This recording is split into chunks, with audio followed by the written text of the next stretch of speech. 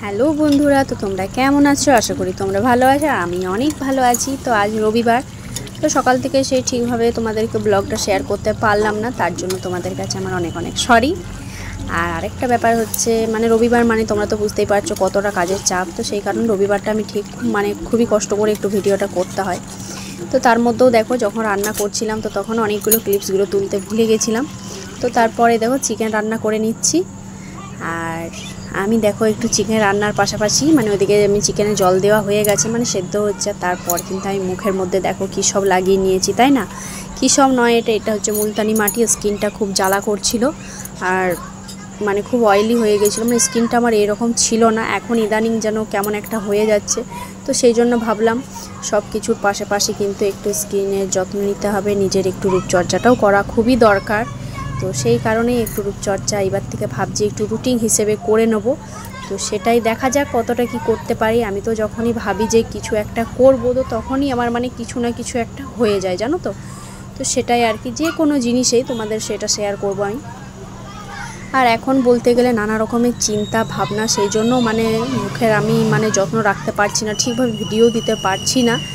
তো ঠিক আছে, সেই সকল তোমাদেরকে তো সেই দিন ভিডিওতে বলা হয়েছিল চিন্তাটা কিসের জন্য। তো চলো, দেখো এটা শুকিয়ে যাক ভালো করে। আর বাইরে প্রচণ্ড মেঘ করেছে, তো আর কিছু না। তো এটাই একটু রূপচর্চা করছি আর কি। আর আমাকে ঠিক 90-20 বইটার ভূতের মতো লাগছে কিনা আমাকে কমেন্ট করে জানাবে।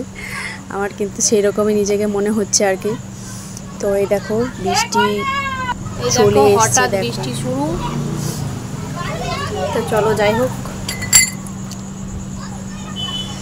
তো চলো তারপরে দেখো সন্ধে হয়ে গেছিলো আর তোমাদের সঙ্গে ব্লগটা শেয়ার করা হয়নি। তো সন্ধেবেলায় আমাদের পাশে মনসা পুজো হয়েছিল, তো তারপরের দিন আমাদের এখানে খাওয়া দাওয়া ছিল, রবিবার।